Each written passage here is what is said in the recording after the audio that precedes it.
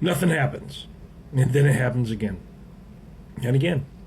And two men wait by a tree, and they talk, and they argue, and they joke, and they think about leaving, but they don't.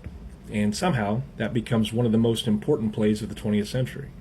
This is Waiting for Godot, where you have a story where almost nothing happens, and I guess everything does too. When people first encounter Waiting for Godot, they usually ask the same question. What is this even about? The honest answer is, well, that's the point.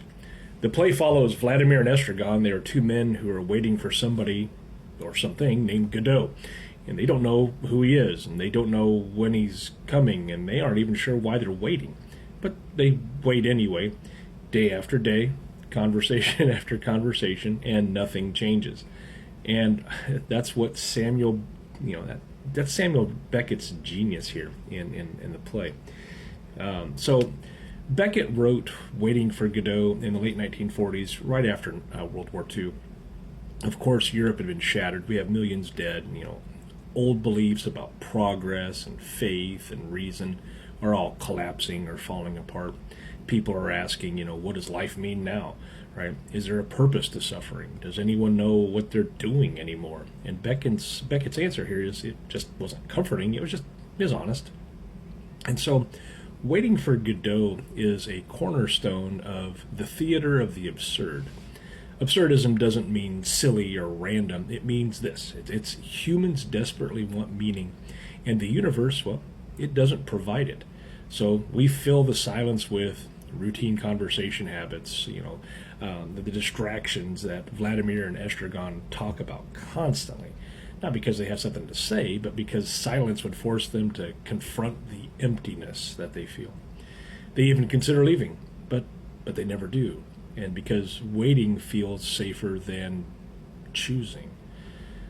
The biggest question that students will often ask when this play is watched is, who is Godot supposed to be? And Beckett's answer was simple. He said, if I knew, I would have said so.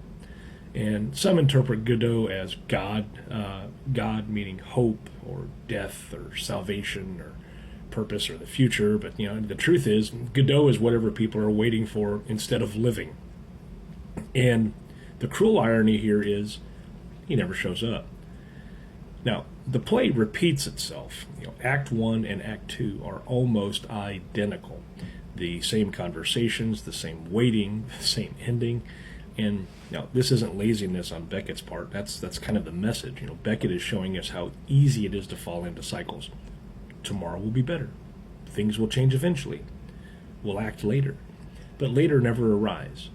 And the waiting then just becomes the life. The reason why it still matters is this play feels even more relevant today. We wait for the next election, the next promotion, the next big change, the moment life finally starts. We scroll, we refresh, we distract ourselves. And when we go back to it, Beckett asks a brutal question here. What if meaning doesn't arrive on its own? What if waiting is the thing that keeps us stuck? Waiting for Godot isn't about, sadness or despair. It's about awareness. It forces us to confront how much of life we spend waiting for something instead of choosing something. Nothing happens in the play, and that's exactly the point. Because the longer you wait for meaning to arrive, the more likely it is just to pass you by. Thanks for watching.